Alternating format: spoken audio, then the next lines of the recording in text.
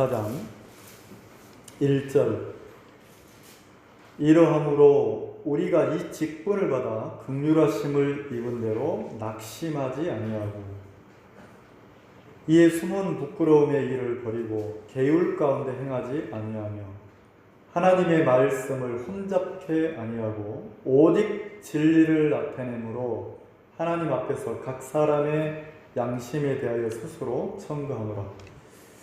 만일 우리 복음이 가리웠으면 망하는 자들에게 가려운 것이라.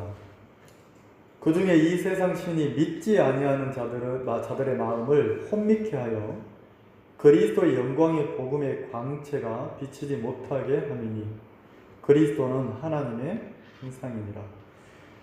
우리가 우리를 전파하는 것이 아니라 오직 그리스도 예수의 주되신 것과 또 예수를 위하여 우리가 너희의 종된 것을 전파함이라.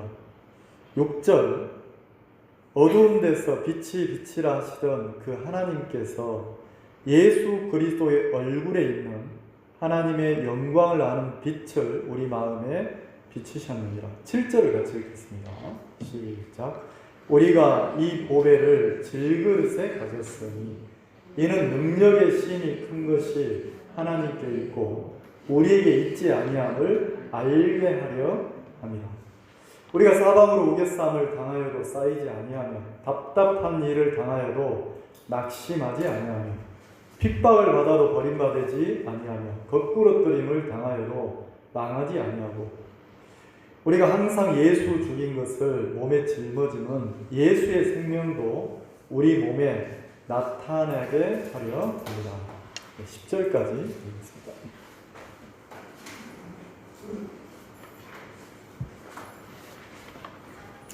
아까 간증하신 자매님께서 옛날에는 내가 이렇게 사람을 보면 그런 마음이 안 들었는데 이제는 내 마음에 사람을 모르겠다 이런 표현을 하셨어요. 사람을 모르겠다. 근데 이제 경험이 많으시니까 인생 경험이 많으시니까 그리고 이제 사람을 많이 대하는 직업이니까 이거 나는 딱 보면 알아. 사람 한눈에 딱 파악이 돼. 이렇게 표현해도 누가 책 잡을 수 없을 만큼 이제 인생을 그렇게 살아오셨잖아요. 근데 이상하잖아요. 어떤 분야에 한 10년을 일하면 전문가가 된다는 이야기를 해요. 빈대떡을 10년 붙이면 눈 감고도 빈대떡을 붙인대요. 전문가라 하죠. 전문가. 근데 이제 그건 세상이고 이제 그리스도인들은 신앙을 해보면 꼭 그런 표현이 나오는 거예요. 오래도록 10년 넘게 오래도록 몇십 년을 사람을 다루는 일을 했는데 이제 그렇게 많은 세월이 지나고 나서 마음에 내려진 결론이 뭐냐면 내가 사람을 모르겠다는 거죠. 사람을. 이 사람을 쓰면 이 사람이 괜찮을 것 같은데 막상 써보면 결과를 보면 다르다는 거지. 왜요? 사람은 마음이 무너진 사람도 있어요. 근데 어떤 사람은 마음이 자기를 굉장히 세우고 사는 사람도 있어요. 어떤 사람을 만나보면 마음에 금이 가고 있는 사람이 있어요. 큰 바위를 깨뜨릴 때 금이 가면 그 금간 사이로 겨울에 눈이 와서 이렇게 물이 녹아가지고 다시 얼면 그 큰 바위를 금이 깨뜨린다 하잖아요. 그럼 마음에 금이 갔다 이런 표현이잖아요. 근데 어떤 사람을 만나보면 자는 마음에 금도 안 갔다 이런 금.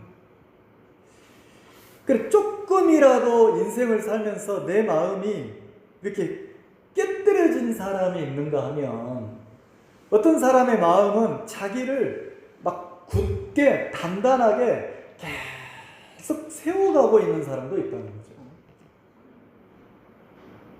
그럼 이제 우리는 신앙하는 사람이니까 신앙에 초점을 두고 우리가 한번 이야기를 조금 나눠보자는 거죠. 어떤 분이 전화가 왔어요. 목사님, 내 마음이 진짜 막 너무 힘겹습니다. 너무 힘겹다는 거죠. 그리고 막 이 일을 오랫동안 해왔는데 막 일에 지쳐가지고 막 입에서 답내가 난다는 거예요. 답내가. 근데 이제 옛날에는 답내가 나도 내가 먹고 살아야 되니까 막 이걸 해내야 되니까 답내가 나도 했는데, 지금은 내 나이가 이제 막 60이 넘어서 내일 모레 70이 되는데 내가 나이가 먹어서도 이렇게 살아야 되나, 막 이런 마음이 찾아오니까, 여기 보면 4장 1절에 한번 읽어볼까요? 4장 1절에 이러함으로 우리가 이 직분을 받아. 자, 바울이 고린도 교회 편지를 쓰면서 자기 복음을 맡은 자기들을 표현할 때 뭐라고 표현했냐면, 그 3장에 우리는 이제는 의의 직분을 가진 사람이다. 영의 새로운 영의 직분을 가진 사람이다. 우리는 의의 직분을 가진 사람이다. 살리는 직분을 가진 사람이다. 이렇게 표현을 했단 말이에요. 그러면서 바울이 주장한 게 수건을 가린 얼굴로 하나님 앞에 설 수 없는 거다.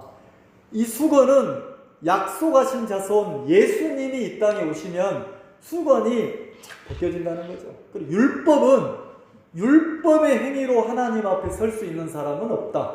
율법의 행위라는 것은, 자, 서두에 마음이 무너진 사람이 있고, 마음이 자기를 세우는 사람이 있고, 마음이 막 금이 가는 사람이 있고, 사람의 마음이 다 단계별로 다르다는 거죠. 나이별로가 아니에요. 나이별로가 아니고, 마음이 하나님의 은혜를 입어서 무너진 사람이 있고, 나이가 많이 먹었어도 그 세월 동안 자기를 세우는데 막 이렇게 마음이 인생을 살아온 사람은 나밖에 없다고, 내가 막 이런 사람도 있단 말이에요. 근데 바울은 뭐라고 표현하냐면, 신앙을 하면서, 하나님을 믿는 신앙을 하면서 율법의 행위 속에 있는 사람들은 철저하게 누구를 기대하냐면 자신을 믿고 자신을 기대하는 거예요. 내가 하나님을 잘 섬겨보려고 하고, 내가 착하고 선하게 살려고 하고, 내가 하나님 앞에 은혜 입기에 합당한 사람이 돼서 은혜를 입으려고 하는 거예요.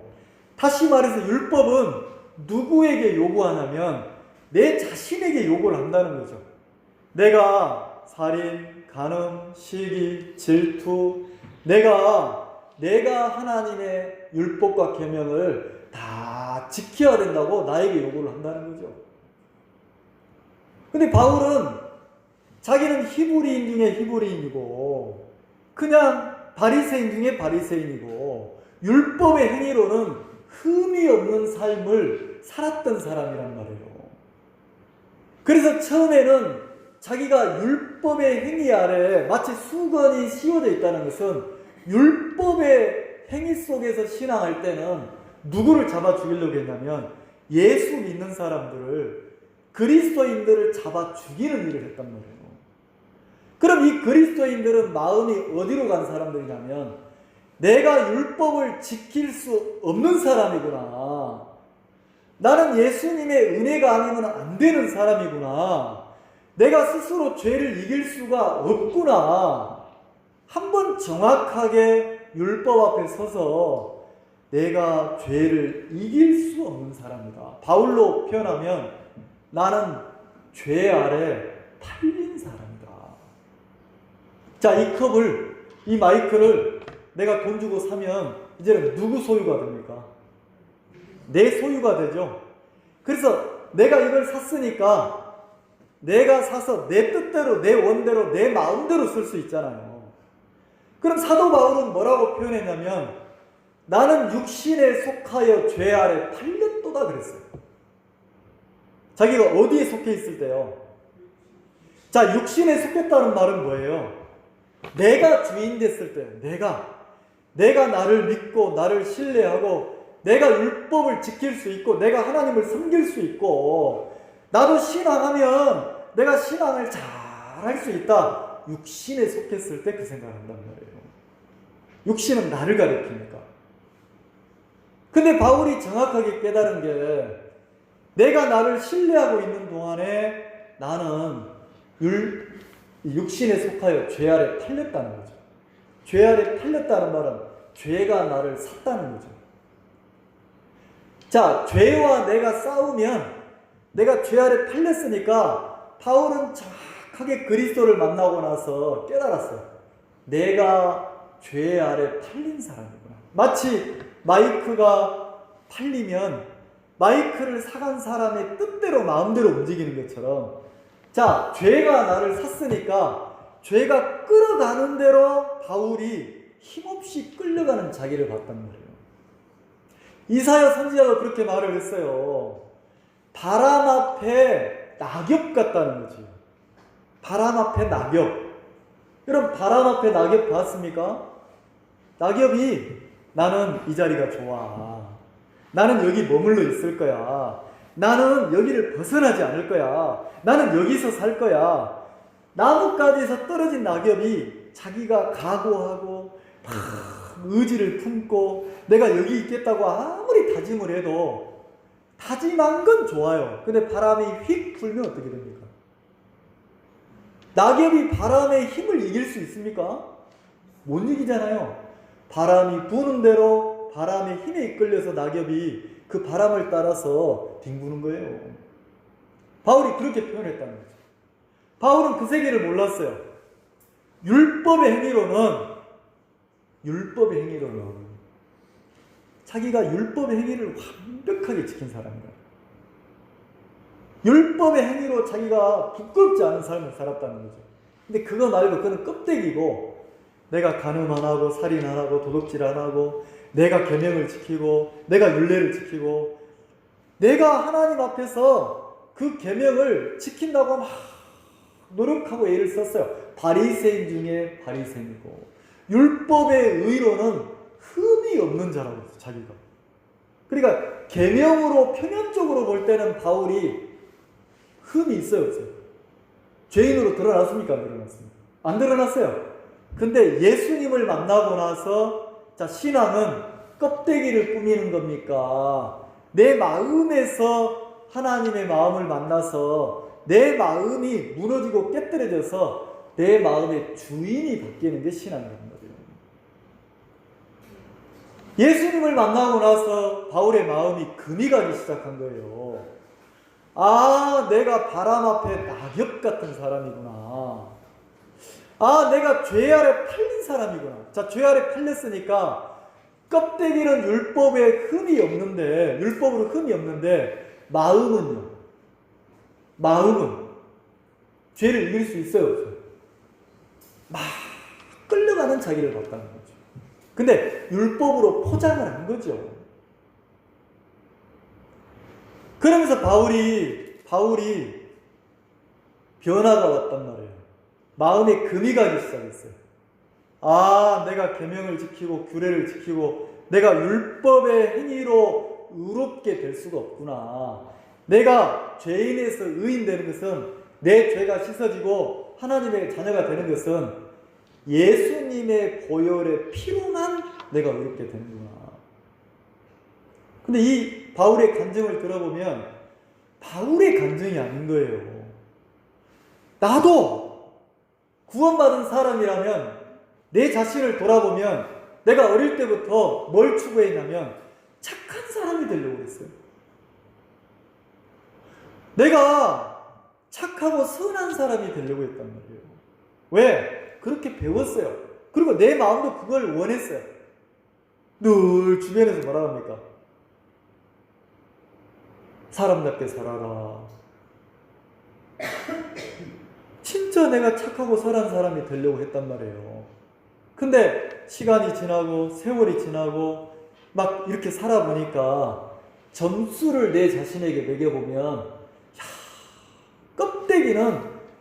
껍데기는 마치 바울처럼 껍데기는 막 목사님이라 하고 껍데기는 누구 아빠라 하고 껍데기는 막 내가 무슨 괜찮은 사람처럼 보이는데 내가 신앙을 배우면 배울수록, 내가 하나님의 마음을 만나면 만날수록 나를 보면 내가 죄 아래 팔린 사람인 거예요. 다시 말해서 내 스스로 죄를 이길 수가 있어요, 없어요? 없는 거예요. 그분이 전화통화로 막 괴로워하시는 거예요. 나 그게 너무 감사한 거예요. 괴로운 게 감사한 게 아니고 마음을 한 발 말씀을 들으면서 한 발 내비되는 흔적이 보이니까 너무 감사한 거예요. 말씀을 들으면서 그 말씀을 들었다는 거죠. 생각이 바뀌면 습관이 바뀌기 시작한다. 여러분, 생각이 안 바뀌면 습관이 절대 안 바뀌잖아요. 근데 습관이 바뀌면 내 삶이 변화가 오기 시작한다. 근데 삶의 변화가 오기 시작하면, 삶이 바뀌면 운명도 바뀌는 거다. 왜? 바뀌니까. 그러면 내가 생각부터 고치고 바꿔야 되겠구나. 나는 성경을 보면 성경 안 읽히는 사람, 나는 안 되는 사람 포기하고 살았는데 내가 한번 말씀을 펼쳐놓고 읽어보자, 이 마음을 가졌다는 거죠. 근데 이 마음을 가졌는데 성경을 펼쳐놓고 첫날 읽는데 너무 좋더라고요, 성경이. 둘째 날 읽는데 너무 좋은 게 강도가 떨어지더라고요. 셋째 날이 됐는데 까만 건 글씨요 하얀 건 종이로다. 뭔 말인지 뭐 이제 이렇더라는 거죠. 나흘째 지나가니까 덮고 그냥 TV나 보고 덮고 그냥 원래 내가 살았던 습관으로 내 마음이 확 가려는 걸 봤다는 거죠. 그러면서 이 자매님이 뭘 발견했냐면 성경 하나도 내 의지로 내 뜻대로 내가 성경을 읽을 수 없는 사람이구나. 하나님의 은혜가 나를 붙잡고 하나님의 마음이 와서 나를 이끌어가야 내가 성경도 볼 수 있는 사람이구나. 아까 간증처럼 하나님만 나의 반석이고 나의 산성이고 하나님. 그러니까 마치 그 마음의 초점이 툭 건드려 보면 자기가 세워져 있는 사람, 내가 이러는데 이제 신앙의 발걸음을 띄워보니까 내가가 아니고 내가 말씀도 읽을 수 없는 사람이더라는 거지. 그러면 이제 자기가 세워진 사람은 나는 읽을 수 없는 사람이니까 그 다음에 누구 뜻대로 살아요? 내가 세워져 있는 사람, 나를 세우고 사는 사람은 내가 성경을 읽을 수 없는 사람이니까 그 다음부터 뭐 하냐면 읽지 말자! 그리고 누구 마음대로 살아요? 자기 마음대로 산다는 거죠. 근데 자기가 무너지고 주님이 세워진 사람들은 내가 할 수 없는 게 보여지면 그 다음에 어디로 갑니까? 하나님 앞에 자기를 두고 기도하는 거예요. 하나님, 내가 말씀 하나도 스스로 볼 수 없는 사람이고 내가 죄도 이길 수 없는 사람이고 내가 내 스스로 할 수 없는 사람인데 맞아요, 못해요.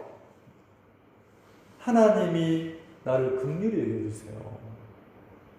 하나님 나를 불쌍히 여겨주세요. 하나님이 주님의 마음이 들어오면 내가 성경도 볼 수 있고 하나님의 지혜가 오면 말씀을 읽으면서 내가 깨달음이 올 수 있고 주님의 마음이 내게 공급되면 자, 선풍기가 스스로 돕니까? 전기가 공급돼야 됩니까? 선풍기가 내가 돈 거야. 예, 모양을 보면 자기가 돈 것처럼 보이지만 전기가 들어오지 않으면 절대로 못 돈단 말이에요. 근데 자기를 세우고 사는 마음이 무너져 본 적이 없는 사람은 내가 했다고 생각하는 거예요. 저는 목회다니까 많이 봐요. 뭘 많이 보냐면 중환자실에 있는 누워있는 사람도 보고 죽음 앞에 있는 사람도 보고 진짜 운명 직전에 복음을 전할 때도 많단 말이에요. 근데 안타까운 게 있어요. 어떤 분들은 죽음 직전에 있어서 자기 마음이 그때라도 무너지는 사람도 있어요. 그리고 말씀을 전해서 복음을 전하면 내 죄를 사하신 예수님이 마음에 받아들여서 막 감사하는 사람이 있어요. 근데 희한하죠. 곧 죽음 앞에 곧 죽는데 복음을 전하면 팍 뿌리치는 사람이 있어요.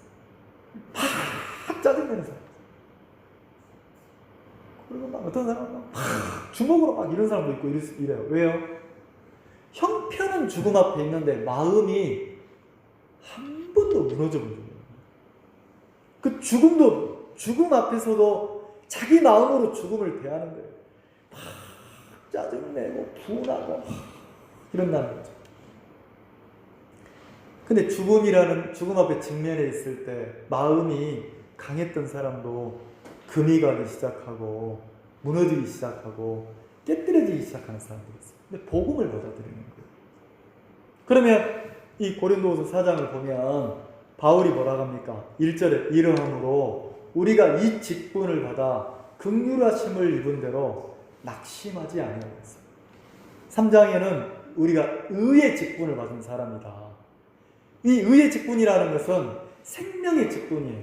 생명의 직분이라는 것은 율법의 행위로 구원받을 수 없다는 걸 정확하게 깨달은 사람이 이제는 오직 예수님의 공로로만, 예수님의 보혈의 피로만 내가 하나님의 자녀가 될 수 있다. 예수님을 믿음으로만 내가 의롭게 된다는 것을 정확히 깨달은 사람이에요. 그 생명의 복음을 전하는 사람이에요. 근데 뭐라 하겠습니까?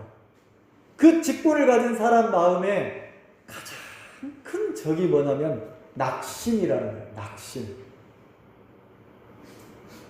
그러면 우리가 신앙을 하면서 우리 마음속에도 가장 신앙을 방해하고 가로막는 적이 뭐냐면 낙심이에요. 낙심이 뭡니까? 실망하는 거예요. 왜 실망합니까?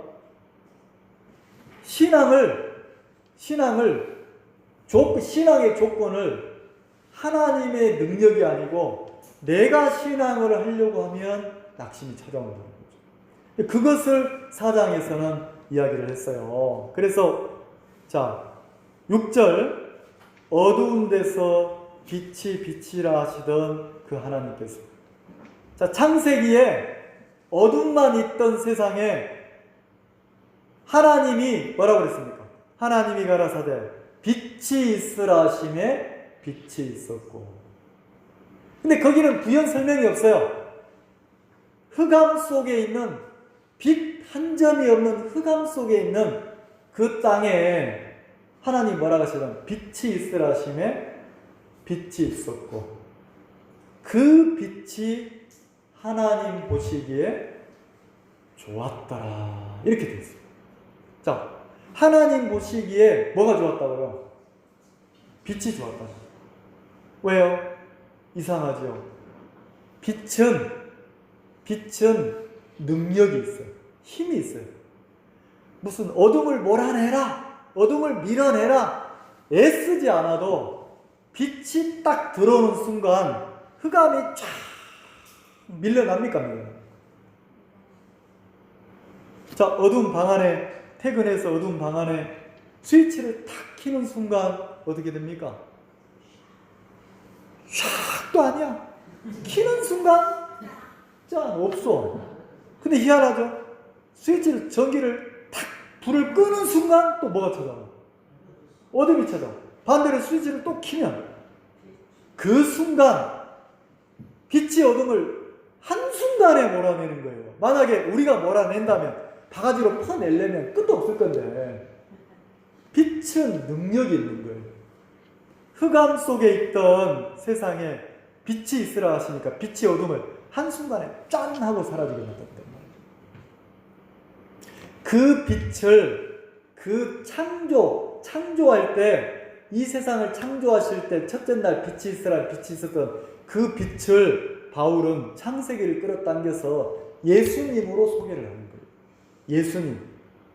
예수님이 어떤 분이냐? 그 예수님의 얼굴은 하나님의 영광의 빛이 있는 분이라는 거죠. 그렇게 설명을 했어요. 6절에 어두운 데서 빛이라 하시던 그 하나님께서 하나님이 예수님을 이 땅에 보냈는데 우리는 그 빛 대신 예수 그리스도를 전파하는 증거하는 사도인데 예수님이 어떤 분이냐?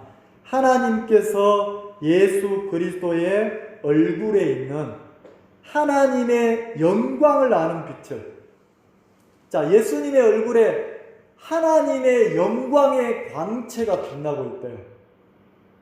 누구에게요? 자, 하나님의 영광의 빛, 하나님의 빛이 누구에게 있다는 거예요? 예수님에게. 근데 그 예수님을 바울은 뭐라고 정의합니까? 그 예수님이 우리 마음을 비췄다는 거죠. 그러니까 내 마음에 누구를 모셨다는 겁니까? 예수님을 영접했다. 그러면 내가 죄가 사해지고 구원받아서 예수님을 믿게 됐다는 것은 하나님의 영광의 빛이 내 속에 들어왔다는 거예요. 빛이.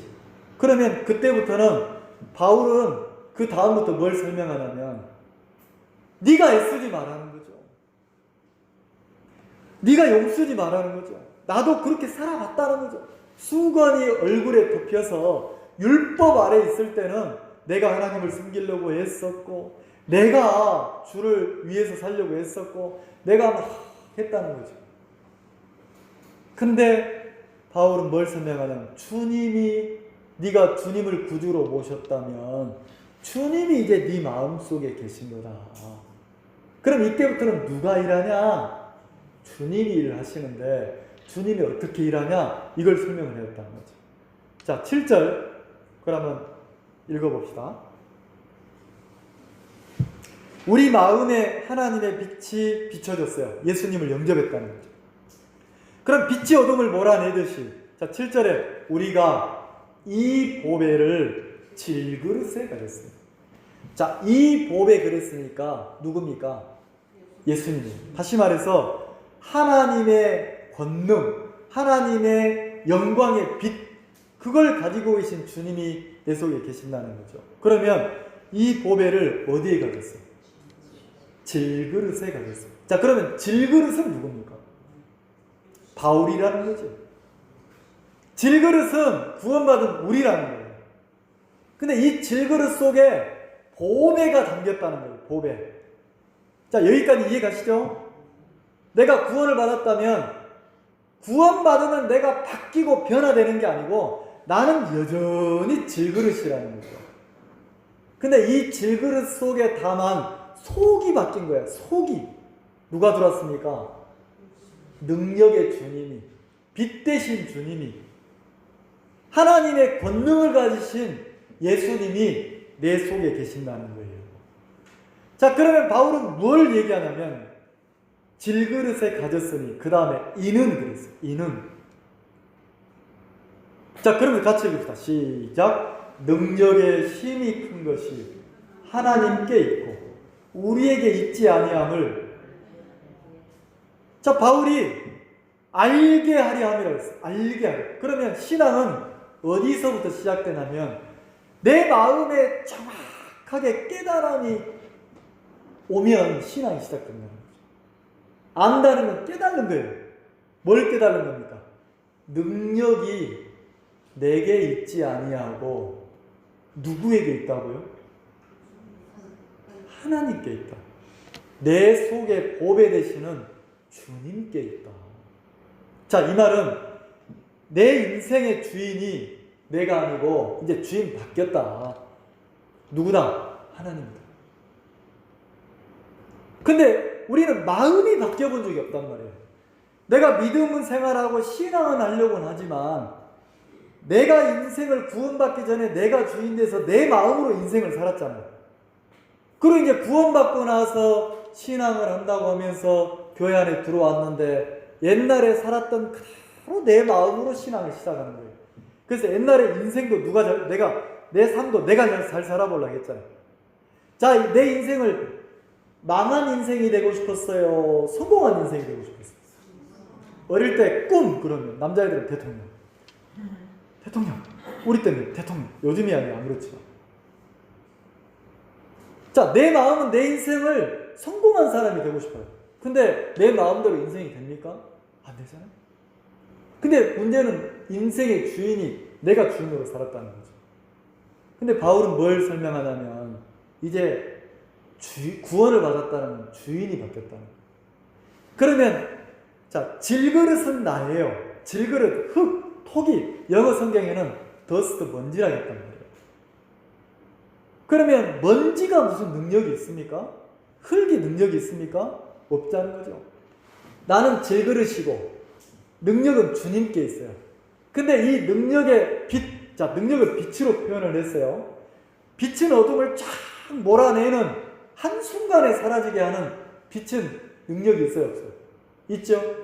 근데 그 빛이 어디에 지금 담겨 있어요? 질그릇에. 이 말 이해가시죠? 질그릇에. 바울이 이렇게 표현을 했어요. 자, 그러면 이 그릇 속에다가 빛을 딱 담아놨어요. 그럼 빛이 보입니까? 안 보입니까? 빛이 드러날 수 있어요? 없어요? 없죠. 그러면 이 질그릇이 깨져서 금이 가면 금간 틈 사이로 빛이 새어 나옵니까? 안 나옵니까? 자, 빛이 나온 만큼 어둠을 몰아내야 안 몰아내요? 근데 이 그릇이 금이 간 게 아니고 팍싹 깨져버렸어. 자, 깨지는 순간 뭐예요? 빛이 쫙 드러나요, 안 드러나요? 빛이 능력으로 일을 합니까, 안 합니까? 하죠? 자, 나는 질그릇이야. 내 속에 주님은 빛이야. 그럼 내가 신앙을, 이 질그릇을 단단하게, 이 질그릇을 막 가면 세월이 가면 갈수록 더 완벽하게 나를 갖추고 꾸미고 내가 막 능력 있게 세워져야 됩니까? 질그릇이 세월이 가면 갈수록 막 헐어지고 금이 가고 깨뜨려져야 됩니까? 이 말 이해가세요? 근데 우리는 신앙을 반대로 한단 말이에요. 거꾸로 한단 말이에요. 내가 구원받았으니까 이제부터 뭐 하려고 해요? 옛날보다 더 반듯하게 살고 싶고, 내가 하나님의 자녀가 됐으니까 이제부터 내가 신앙을 잘하려고 하고, 옛날에는 내가 죄에게 졌지만 이제부터는 누가 죄를 이기려고 해요? 내가. 그래서 간증을 들어보면, 아, 저 사람 마음이 무너지고 있는 사람이다. 아, 저 사람은 신앙의 방향을 잘못 잡았네. 저 사람은 자기를 세우는 신앙을 택했구나. 자, 왜 자기를 세웁니까? 야, 이걸 자기를 세운다는 표현을 어떻게 설명할까? 자, 아이들이 유치원에서 시험을 봤는데 100점을 맞았어. 그럼 엄마 앞에 와서 뭐라 합니까? 100점 맞으면 어떻게 합니까? 그때부터 어깨가 막 들어가고 힘이 눈도 커지면서 뭐라 합니까? 엄마, 누가 100점 맞았어? 내가 100점 맞았어. 그 100점 맞은 거 하나 때문에 자기 마음이 붕 떠서 자기를 세워야 안 세워요? 누가 잘했다라는 겁니까? 자기가. 근데 뭐 잘못해가지고 실수하고 잘못해서 꾸중들을 일으키면 고개를 팍 숙여 안 숙여? 숙이죠. 자, 마음이라는 게 희한해요. 내가 잘하고 내가 뭔가를 해내면 그 내 마음은 누구를 세웁니까? 나를 세우잖아요. 자, 그러면 신앙을 하면서, 자, 우리가 구원받고 신앙을 하면서 말씀을 배우고 하나님의 마음을 배워서 내가 신앙이, 내 마음이 잘하면 잘할수록 뭐가 보여야 됩니까? 이야, 진짜 내가 사람을 모르겠구나. 야, 내가 진짜 성경 하나도 읽을 수 있는 사람이 아니구나. 야, 내가 그럼 지금까지 살아온 게 하나님의 은혜였네. 이거는, 자, 이 간증은 질그릇인 나를 막 완벽하게 세워가는 겁니까? 질그릇인 내가 막 깨뜨려지고 무너지는 겁니까? 이 말 이해가세요? 그럼 말만 그렇게 하자는 게 아니에요. 말만 그렇게 하자는 게 아니고 내가 질그릇이라는 거지. 질그릇이라 가치 없다는 거죠. 능력도 없다는 거죠. 그 능력의 힘이 큰 것은 질그릇인 나에게 있습니까? 빛 대신 주님에게 있습니까? 그럼 요 질그릇 의지하지 말고, 이거 믿지 말고 그 능력의 주님을 의지해서 살자는 거죠. 사사기에 보면 그 미디안이라는 나라가, 미디안이라는 그 군대가 그 이스라엘 나라를 와서 언제 오냐면 추수할 때가 되면 미디안이 10만 군대를 이끌고 이스라엘 나라에 쳐들어오는 거예요. 언제 쳐들어온다고요? 추수할 때. 가만 놔뒀다가 추수할 때가 되면 오는 거예요. 막 10만 명이 넘는 군사를 데리고. 그러니까 어떻게 하냐면 와가지고 추수할 때 추수해 놓으면 곡식을 다 뺏어가 버리는 거예요. 소도 양도 밀도 곡식을 다 뺏어가는 거예요. 근데 사람을 다 안 죽이는 거예요. 그리고 조금 남겨놓고 가는 거예요. 아주 지능적이죠. 조금 남겨놓고 가는 거예요. 안 죽을 만큼만. 그리고 또 1년이 지나가지고 또 추수할 때 되면 또 오는 거예요. 그러니까 이스라엘 사람들이 완전히 막 미치겠는 거예요. 왜요? 농사 지어놓으면, 양 키워놓으면 안 죽을 만큼만 남겨놓고 싹 가져가. 근데 가져가고 나면 1년 동안 또 뭐예요? 이 이스라엘 백성들, 이스라엘 사람들은 살아보려고 용을 쓰고 또 막 정성을 들이고 막 애를 쓴단 말이에요. 근데 또 1년이 지나면 추수 때가 되면 또 찾아오는 거예요. 나중에는 그분 간증처럼 입에서 막 단내가 나는 거예요. 자기들이 마음을 쏟아도 해도 이 미디안이 다 빼앗아가는 게 끝이 안 나요. 그럼 이렇게 하면 뭐냐? 죽지도 못하고 살지도 못하고 미치겠다는 거죠. 그래서 막 하나님 앞에 막 원망을 하고 기도하고 이러는데 어느 날 하나님이 그 이스라엘 사람들을 미디안의 손에서 건져내려고 기드온이라는 청년을 찾아갔단 말이에요. 천사를 보내가지고. 근데 기드온이라는 청년이 어디에 숨어 있었냐면 기드온이 포도주 틀 속에 들어가서 포도를 넣고 막 으깨는 그 포도주 틀 속에 들어가서 숨어서 몰래 밀 타작을 하고 있었어요. 숨어서. 자, 그러면 왜 숨어요? 왜 그 좁은 틈에 들어가서 밀 타작을 해요? 몰래. 왜요? 그거 타작해놓으면 다 뺏기니까 몰래 타작해서 숨겨놓고 먹고 살려고. 그래서 이 기드온의 모양을 보면 믿음의 사람입니까? 막 하나님을 의지하는 사람입니까? 아니잖아요. 하나님 없어. 어쨌든 자기 목숨 하나 부지하려고 막 숨어서 이런 사람이에요. 근데 천사가 딱 나타나서 뭐라고 하냐면 큰 용사요 이런 거예요. 기도원 보고 큰 용사라는 거죠. 하나님이 너를 통해서 네 민족을 이스라엘을 미디안의 손에서 구원해낼 거다 이런 거예요. 기드온이 그 소리 들으면서 큰 용사라고 하니까 좋은 게 아니고 완전히 막 열받는 거예요. 왜? 하나님 지금 천사가 하나님이 언제 나타났어? 금식 기도하고 막 11조하고 봉사하고 구제하고 잘하고 있을 때 믿음의 용사야 그러면 네 하나님 이럴 건데 자기 모양이 처량해. 왜요? 지금 먹고 살기라고 그 포도주 틀 속에 기어 들어가가지고 밀 조금 타자해서 이거 먹고 숨기려고 이러고 있는데 모양이 완전히 지금 신앙의 모양이 아닌 거예요. 근데 갑자기 하나님 나타나서 큰 용사요. 너를 통해서 하나님이 이스라엘을 구원할 거다 이러니까 기드온이 막 기가 막힌 거예요. 그래서 기드온이 뭐라 했냐면 하나님이 우리 이스라엘을 구원한다고요? 하나님이 계시면 내가 이렇게 숨어서 지금 밀타작해야 됩니까? 하나님이 우리와 함께 하시면 우리가 지금 미디안 사람들한테 이렇게 짓밟힙니까? 하나님 우리하고 함께 안 했습니다. 하나님은 우리를 버렸습니다. 하나님은 우리를 떠났습니다. 이렇게 얘기해요. 근데 하나님의 천사가 그렇지 않다. 하나님은 한 번도 너희를 버린 적이 없다. 너희들이 하나님을 떠났지. 너희들이 마음만 돌이키고 하나님을 믿으면 지금 이 순간도 하나님이 너희들 속에 일하실 수 있어. 문제는 너희들이 하나님을 의지하고 하나님을 믿는 게 아니고 너희들이 너희를 신뢰하고 너희를 믿어서 하나님이 역사를 못하시는 거야.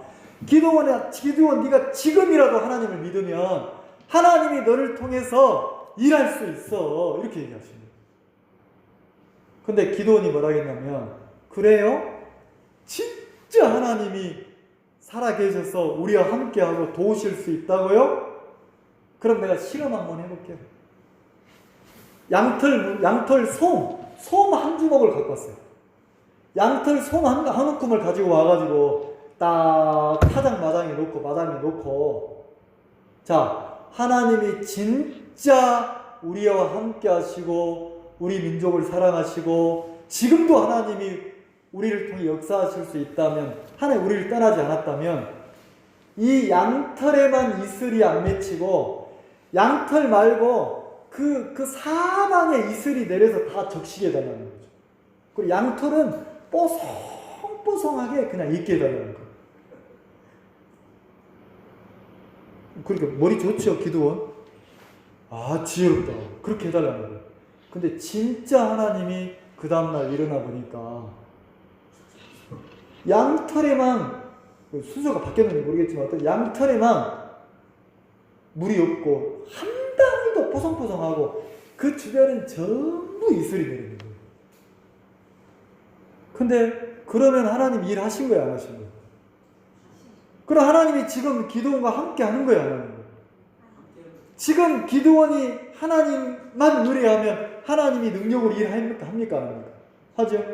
기도원은 근데 안 믿어요. 아, 이거 우연의 일치야. 이건 우연의 일치야. 하나님, 반대로 한번 해주세요. 반대로 한번. 온 지면은 다 뽀송뽀송하고 이 솜 한 움큼만 이슬이 내리게 해주세요. 이렇게 반대로 또 요구했는데. 그 다음날 아침에 딱 일어서서 일어나니까 진짜 그 솜이 보니까 이슬이 맺혀가지고 물기가 있는 거예요. 그 짜보니까 물이 쭉 나오는 거예요. 어떻게 보면 어린아이처럼 기도원이 하나님 앞에 투정을 부리고 하나님이 없다 하고 하나님 우리를 떠났다 하고 하나님은 우리를 버렸다 하고 이러는데, 그러니까 이 말은 뭐냐면 누구를 믿고 사는 겁니까? 철저하게 질그릇인 자기를 신뢰하고 자기 생각에 이끌려서 순간순간을 살아가는 사람인데, 그 기도원에게 하나님을 믿는 세계를 가르쳐 주려고 찾아가서 하나님이 일을 하시는 거예요. 기도원이 그걸 보고 깜짝 놀랐어요. 우연히 너무 겹치니까 깜짝 놀랐어요. 제가 구원받고 이 기도원 성경을 보면서 그때 저도 뭘 실험하기 시작했냐면, 하나님이 내 삶 속에 역사하는지 안 하는지 시험해보죠. 거기 보면 기도원이 하나님을 시험했다고 해요. 시험해보죠. 그래서 어떤 문제를 놓고 기도하기 시작했단 말이에요. 진짜 하나님이 돕는지 돕지 않는지 보자. 그 말은 뭐냐? 하나님이 내 속에 능력으로 일을 해주는지 안 해주는지, 살아계시는지 안 계시는지 보자. 기도원이 하나님이 나와 함께 하시는구나, 이 마음이 왔어요. 하나님 나를 버리지 않았구나. 아, 내가 내 생각을 믿고 있었구나. 마음에 금이 가기 시작했어요. 하나님이 기도원 보고, 야 기도원아, 내가 너를 통해서 네 민족 이스라엘을 구원해낼 거야. 미디안의 손에서 구원해낼 거야. 너는 미디안 군대 10만과 맞서 싸워라.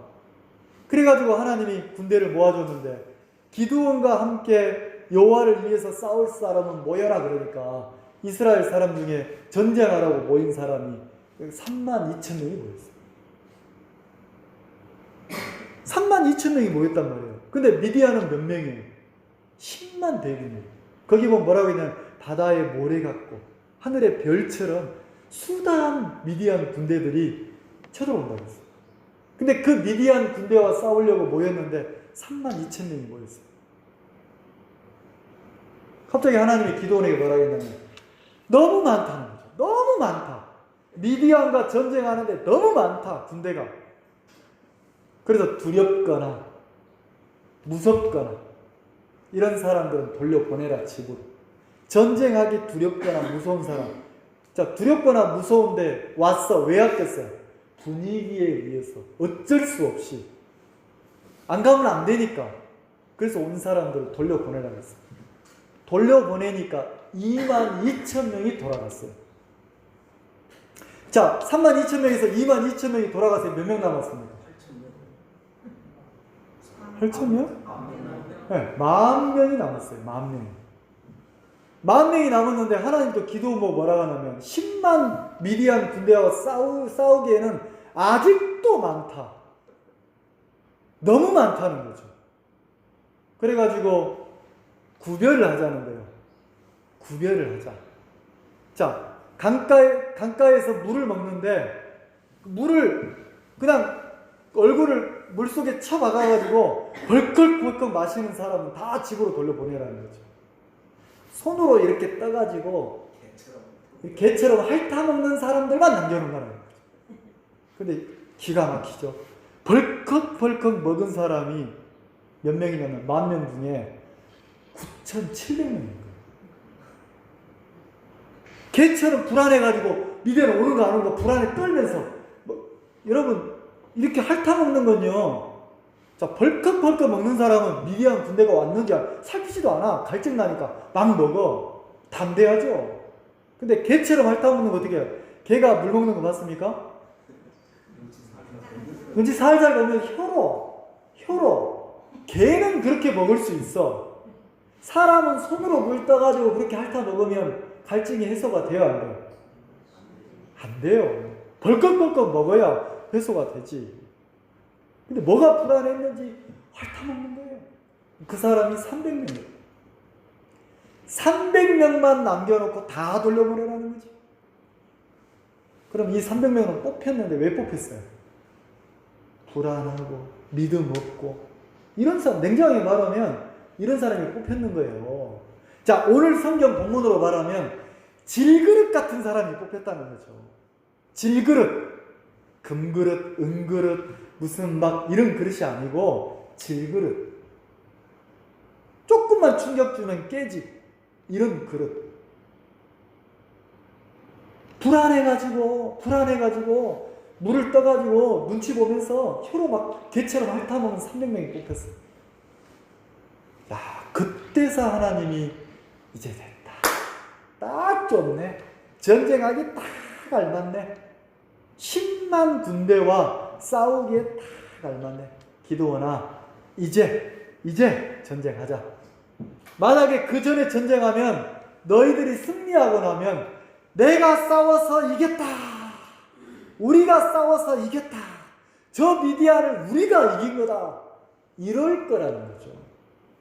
이제는 전쟁에서 만약에 이긴다면 300명 대 10만 명이 전쟁에서 이기면 이거는 누가 봐도 하나님이 전쟁에서 승리하게 하신 거다.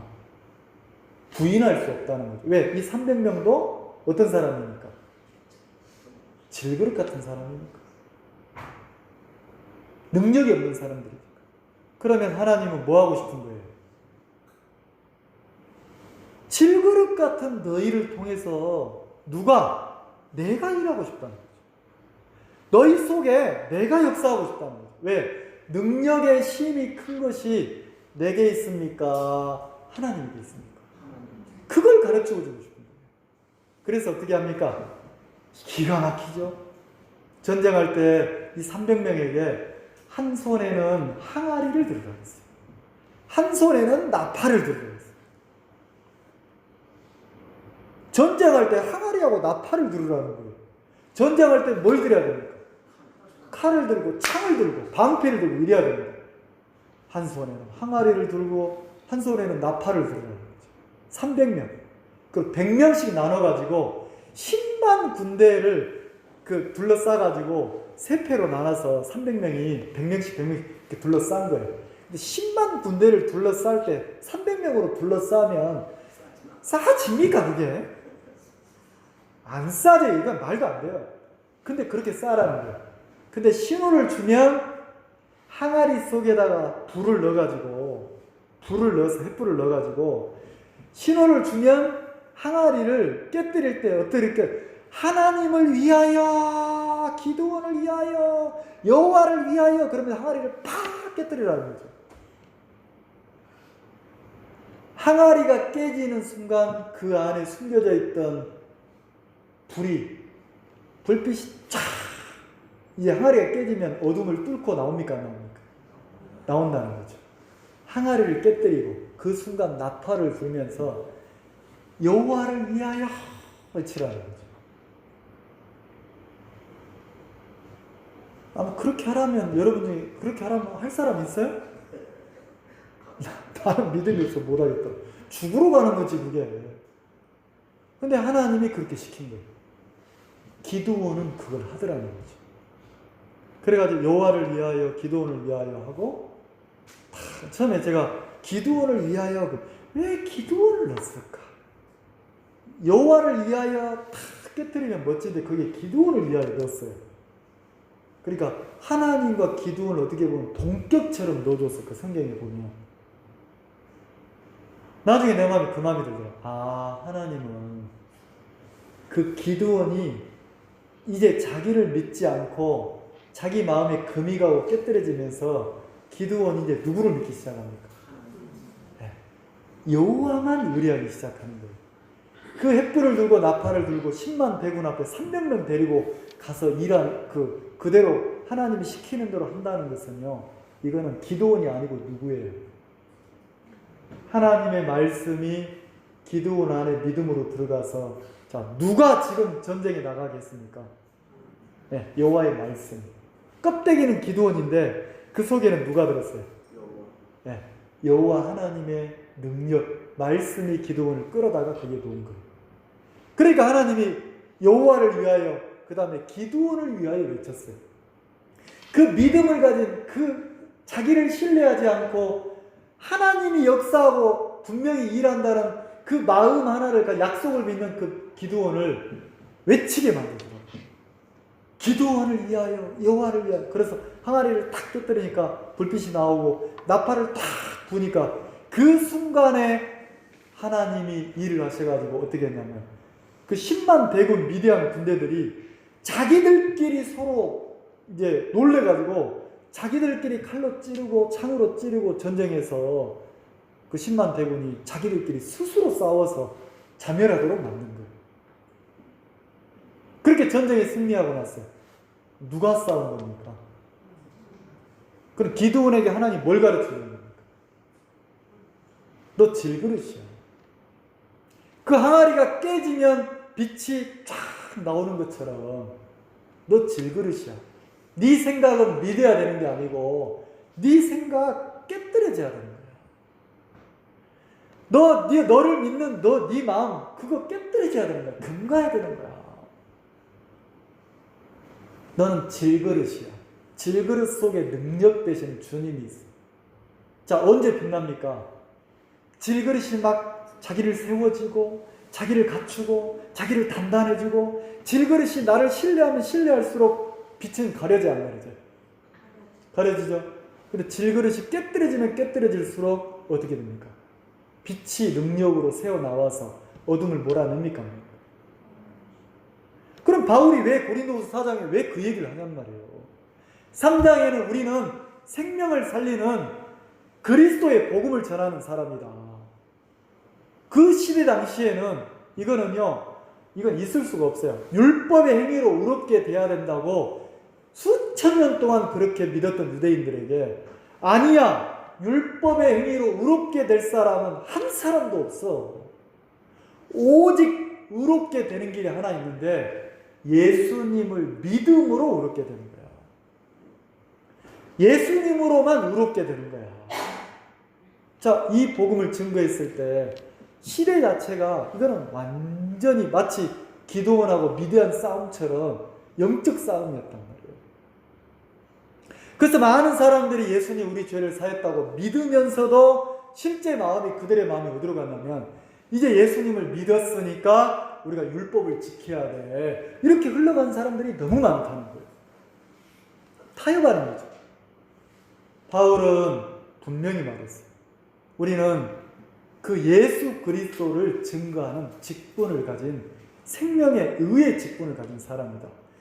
그 그리스도의 신앙은 수건을 벗고 요 앞에 나가는 거다. 수건을 벗는다는 말이 뭡니까? 율법의 행위를 이제는 자기를 신뢰하고 자기를 의뢰하는 마음을 이제 버리는 거예요. 그리고 누구만 의지하는 겁니까? 여러분, 내 죄가 사해지는 것은요, 예수님의 십자가의 보혈의 피로만 씻어지는 거예요.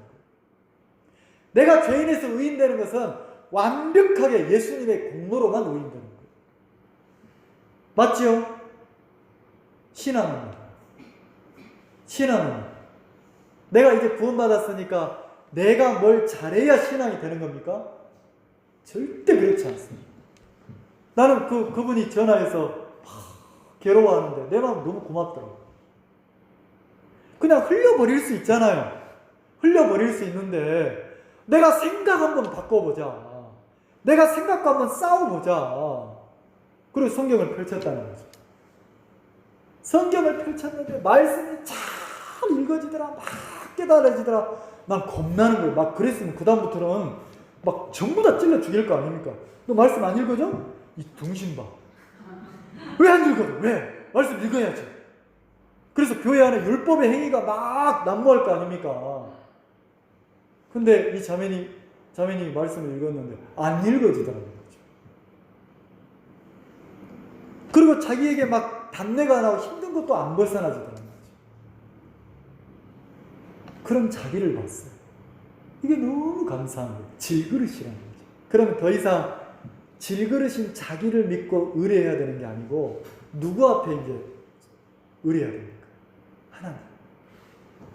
오직 하나님께. 그러면 말씀도 하나님의 마음이 들어와서 나를 이끌어가면 나는 안 되지만 빛 대신 주의 능력은 이 말씀을 나로 하여금 어때요? 달게, 꿀송이가 달게 이끌어갈 수 있어요. 내 인생으로. 방향이 바뀌었다는 거죠. 방향이. 그래서 거기서 머무르는 게 아니고 이제는 하나님 기도가 바뀐 거예요. 내 스스로 말씀도 읽을 수 없는 사람인데. 근데 자기를 세우는 사람은 이 간증을 들으면요. 몰라요. 아이고, 왜 말씀이 안 읽어져? 읽으면 되지. 해봐요, 되는 거예요. 이렇게 한번 설명해 볼까요? 노아가 찾아오는 걸 세월을 막을 수 있어요? 세월 이길 수 있어요? 점점 남자들은 허리가 줄어요, 안 줄어요? 이제 나이가 먹을수록 근육이 손실되면 허리가 줄어요. 죄송합니다. 자꾸 이런 얘기 죄송합니다. 나중에 우리가 가야 될 곳이 어디냐면 요양원이에요. 요양병원이에요. 거기 가보면 대소변도 못 가려서 있는 사람들 많아요. 시간을 30년만 역으로 돌려보세요. 그 사람들 막 큰 소리 친 사람들 많아요. 그 세월을 이길 수 있어요, 없어요? 없어요. 내 인생이라고 그렇게 안 될 보장이 어디 있습니까? 눕는데. 그러면 그때는 진짜 마음에서 우리가 질그릇이다 그러면 확 믿어질걸요? 아무것도 못하니까. 근데 능력의 힘이 큰 것이 어디에 있다고 합니까? 보배에 있다고. 자, 7절 읽고. 우리가 이 보배를 질그릇에 가졌으니. 자, 나는 뭐예요?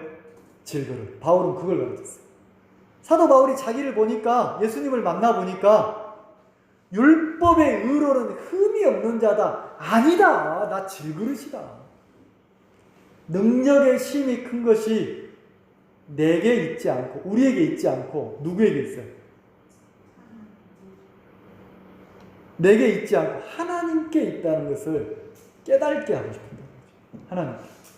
자, 이게 정확하게 깨달아지면, 이게 내 마음에 정확하게 마음에 금이 가서 깨달아지면 내가 신앙하려고 하는 내 마음을 깨뜨려요. 무너뜨려요. 그러고 나면 뭐가 오면 7절이 지나가면 8절이 반드시 와요. 자, 기드온이 자기가 미드완과 싸워서 이길 수 없다는 걸 정확하게 알 때 이제는 하나님만 의지해서 미드완과 싸우러 나갑니까? 안 나갑니까? 나가죠. 그때 하나님이 뭐라고 합니까? 여호와를 위하여 또 누구를 위해 싸우라고 합니까? 기드온을 위해서. 자, 누가 싸웠어요? 자, 그 전쟁은 이스라엘 사람들이 싸워서 이긴 겁니까? 하나님이 미드완과 싸워서 이긴 겁니까? 맞죠? 그럼 하나님이 누구를 위해서 싸웠어요? 첫 번째, 당신의 영광을 위해서 싸웠어요. 두 번째는 누구를 위해서 싸웠어요? 하나님이. 네? 거기 외칠 때, 항아리를 깨치고 외칠 때 여호와를 위하여, 그 다음에 누구를 위해서? 기도를 위해서. 그러면 그 전쟁은 하나님이 싸우신 건데 하나님이 첫 번째 당신의 영광을 위해서 싸워요. 두 번째는 누구를 위해 싸웠습니까? 기드온이 하나님을 믿는 믿음 하나 가지니까, 하나님을 의뢰하고 신뢰하는 마음 조금 생기니까 이제 누가 기드온을 위해서 싸워줍니까? 이게 신앙이라는 거죠. 여러분을 위해서, 나를 위해서 누가 싸워주냐면 하나님이 싸워주고 하나님이 능력으로 일해주는 게 신앙이란 말이에요. 자, 8절, 그게 8절이에요. 자, 8절, 9절 같이 한번 읽읍시다. 시작. 우리가 사방으로 우겨쌈을 당하여도 쌓이지 아니하며 답답한 일을 당하여도 낙심하지 아니하며 핍박을 받아도 버림받지 아니하며 거꾸러뜨림을 당하여도 망하지. 자, 분명히 사방으로 우겨싸였어요. 고난이 왔어요. 그리고 답답한 일을 만났어요. 어려운 일이 왔어요. 낙심해야 되는데. 근데 쌓이지가 않는 거예요. 질그릇입니다. 왜요? 이제는 누가 싸웁니까? 빛 대신 주님이, 능력의 주님이 싸우고 일하는 세계가 신앙이에요. 그래서 지혜로운 사람은, 하나님, 나 능력 없습니다. 그렇다고 내가 무슨 방탕하게 사는 게 아니에요. 내가 마음을 쏟고 일을 하고 내가 상담도 하고 교제를 하지만 이 속에 누가 돕고 누가 일하셔야 됩니까? 누가 길을 여셔야 됩니까? 하나님. 그리고 그 일이 되고 나면 누가 승리하게 합니까? 하나님. 질그릇인 나를 세우는 게 아니고 능력의 주님을 세운다는 거죠. 그게 신앙이라는 거예요. 그럼 우리가 세월이 지나면 지날수록 내 입에서 내가 잘했지, 내가 잘했지, 내 마음이 세워지는 게 아니고 나는 깨뜨려지고 무너지고, 누가? 내 속에 주님이 나를 통해 역사하고 일하셨다. 나를 통해 주님이 일하셨다. 우리는 잘 쌓이잖아요. 그래서 병원에서 아이가 모양이 지금요 좀 어려운데, 그럼 확 어둠에 쌓이잖아요. 누가? 아이를 가진 사람이. 다른 사람은 안 쌓여요. 근데 그때 우리는 어떻게 합니까? 그래요? 그럼 내가 하나님께 기도하세요. 그리고 내 마음이 딱 깨뜨려지고 무너지면 하나님이 나와 함께 하십니다. 하나님이 나를 대신해서 싸우십니다. 하나님이 나를 이끄신다. 하나님 나를 순상케 하신다. 복되게 하신다. 내 질그릇이 깨지면 더 이상 내가 붙잡고 내가 염려하고 내가 막 근심할 게 있어요, 없어요? 쌓이지가 않는 거예요. 누가 하니까? 그러니까 어떤 분 간증처럼, 그래, 기어나 주면 기어가 낮춰. 어떻게 하면 우리가 방법이 낮춰. 근데 하나님은 선하신 분이다. 하나님은 당신의 영광을 위해서 너에게 은혜를 입힐 거야. 우리 기도하자. 그래서 능력의 심이 큰 것이 내게 있지, 우리에게 있지 아니하고 주님께 있다는 것을 믿는 게 신앙이라는 거죠. 기도하겠습니다.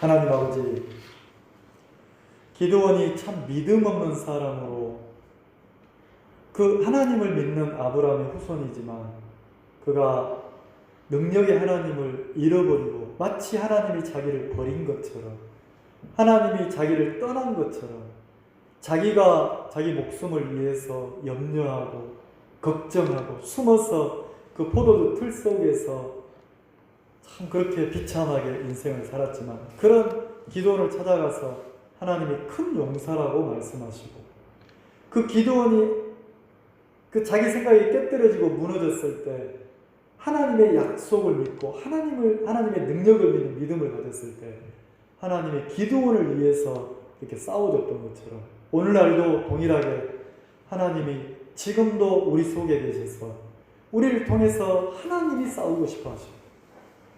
우리를 통해서 하나님, 우리를 위해서 주님이 일하고 싶어 하시는 분인데, 하나님, 우리가 한 주간을 살면서 우리 삶 속에 어떤 문제가 있든 그 문제를 내가 싸우는 것이 아니라 우리를 대신해서 주님이 싸우게 하시고 주님이 앞서 일하게 하셔서 하나님이 능력으로 일하셨다는 감정을 할 수 있도록 하나님, 우리를 신뢰하고 믿는 마음을 내려놓게 하시고 오직 하나님만 믿는 그 믿음의 신앙을 배울 수 있도록 저들을 축복해 주셔야 되길 바랍니다. 사랑하는 형제 자매들을 축복해 주시옵소서.